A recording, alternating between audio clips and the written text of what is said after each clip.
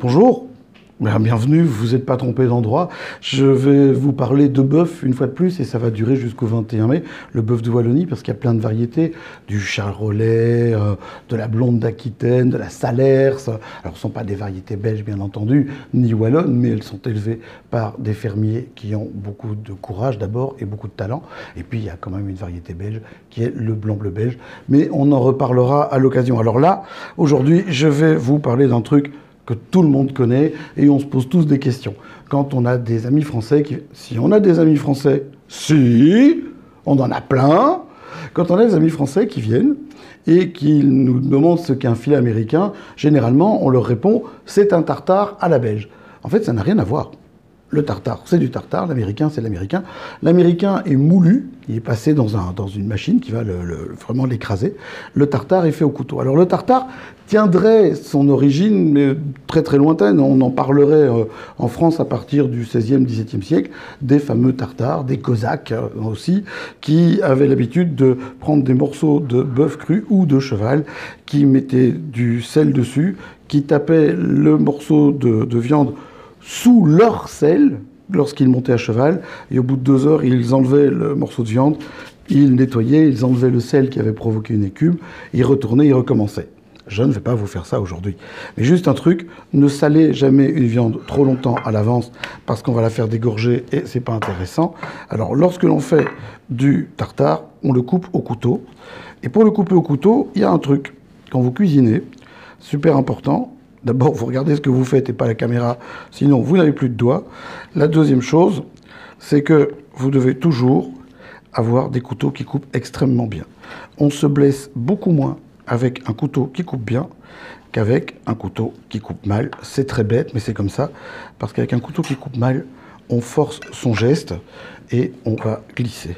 Alors, de nouveau, avoir un outil bien adapté à son besoin au niveau de la taille.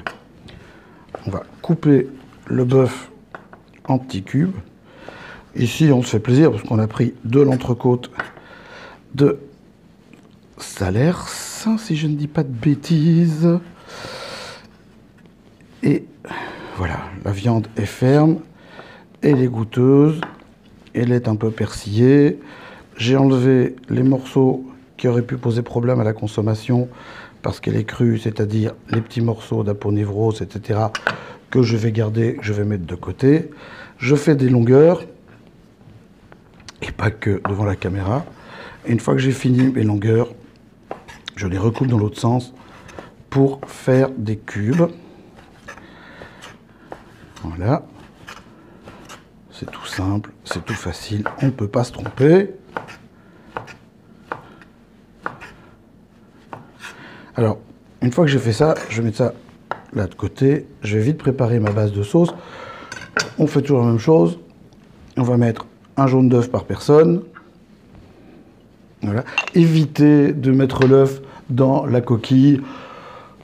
Voilà, ça évite à plein de gens de poser de nouveau une polémique. C'est sale, c'est pas sale, etc., etc. J'utilise un sel un peu particulier. C'est un sel qui est vanillé. Mais ça, c'est juste pour me faire plaisir, moi. C'est du gros sel vanillé. Vous mettez le sel sur l'œuf. Et en fait, le sel va commencer à cuire directement le jaune d'œuf, petite cuisson chimique. Alors là, je vais mettre de la moutarde. Alors, c'est une moutarde sélectionnée par les maîtres cuisiniers de Belgique, mais j'aurais pu prendre de la moutarde de chez Bister. Là, c'est pas la moutarde, c'est le Picalilly. Bister, qui est une maison namuroise qui travaille très très bien. Je mets de la moutarde, donc je ne fais pas une mayonnaise, puisque la mayonnaise, ça fonctionne pas avec de la moutarde dedans, une fois pour toutes. Je prends de l'huile de tournesol. Je prends une fourchette. Il faut que votre récipient ne soit pas gras, sinon l'émulsion on va jamais prendre, parce que ce qu'on fait là, c'est une émulsion. C'est la base d'une mayonnaise. Mayonnaise, elle tire son nom d'un endroit qui se trouve dans les Baléares, qui s'appelle Fort Mahon, et c'est une des rares victoires de la flotte française à l'époque napoléonienne.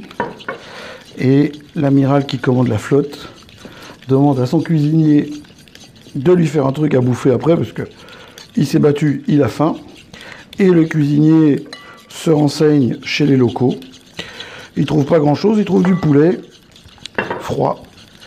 et une sauce locale qu'il va baptiser mayonnaise, puisqu'elle vient de Port-Mahon, et qui deviendra avec le temps mayonnaise. Tout ce qu'on apprend en regardant Facebook quand même. Mais franchement, c'est impressionnant ça, non? Alors, une fois que ma sauce est faite, je ne vais pas oublier de la poivrer parce que le poivre, c'est comme le gras, c'est un peu la vie. Faudrait voir à pas déconner. Je vais ajouter ma viande dedans. Et une fois que j'ai ajouté ma viande dedans, je vais aussi ajouter des oignons ou des échalotes que l'on aura hachés grossièrement. Je vais ajouter des cornichons. Alors les cornichons, il y a un truc pour les hacher facilement. Vous les prenez dans le sens de la longueur. Vous faites une croix. On apprend à hacher des cornichons, mais c'est incroyable. Voilà, voilà. Alors, des capres, bien évidemment. Pas trop de capres, je ne suis pas fan du capre là-dedans. Et puis, de la sauce anglaise, parce que c'est comme ça, c'est l'assaisonnement que j'aurais pu mettre dans ma mayonnaise de base. Et alors, petite touche du chef, un truc, ça s'appelle du merken, ça vient du Chili. C'est un piment un peu comme le piment d'Espelette, mais c'est fumé, ça donne une chouette coloration à la bouche. Et enfin, on va finir, petit hommage à ma grand-mère, je suis peinard, mon père ne regarde pas Facebook, je risque rien. S'il me voit faire ça, il ne m'adresse plus la parole. Mais ma grand-mère, elle coupait son persil dans un verre avec des ciseaux. Et moi, je ne sais pas me servir de ciseaux pour droitier, c'est une horreur. Donc je suis en train d'écraser. Ah, c'est horrible ce que je suis en train de faire. Bon, ben bref, ça devrait marcher, mais ça ne marche pas. Grand-maman, si tu me regardes, tu ne m'en veux pas d'où tu es. Voilà. L'odeur du persil dans le verre, c'est quand même magnifique. Et puis, vous prenez une cuillère, une fourchette. Voilà. On va essayer de ne pas noyer ça dans la sauce, parce que j'en ai fait 4 litres en trop, bien évidemment. Sinon, c'est pas drôle. Hop. C'est Arnaud qui a eu l'idée de l'ardoise. C'est... Voilà. Vous voyez, des morceaux. Il faut que c'est de la texture, que ce soit aérien et que ce soit goûteux, parce que sinon, ce n'est pas intéressant. Voilà quoi, un tartare. Facile. On l'a déjà mangé des millions de fois. Mais de temps en temps, il est bon de rampeler certains essentiels. Facile, pas cher, vite fait, c'est bon. Alors, heureux. Bon, on se retrouve demain. Même heure, même endroit. On se fait plaisir. Des recettes au bœuf, des recettes de bœuf, du bœuf wallon bien entendu. N'oubliez pas l'action avec la pacouée. Avec, il est temps qu'on arrête, le persil qui colle dans ma gorge, avec la pacouée, avec la Fédération Royale de Belgique des bouchers charcutiers, et avec, j'ai oublié, c'est pas grave, j'ai plus de voix de toute façon, je vais mourir avant la fin du film, et donc voilà, on n'est jamais mieux sauvé que par Maria.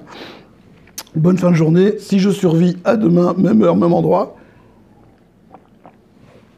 C'est de l'eau, on avait dit de l'alcool, bref. Pour une nouvelle recette, n'oubliez pas notre concours. Des photos de vos amis, de vos veaux, de vos bœufs. J'ai 2 beaux bœufs dans mon étable, pouf, photo de vos bouchers. Et puis vous gagnerez de quoi faire un barbecue. À bientôt.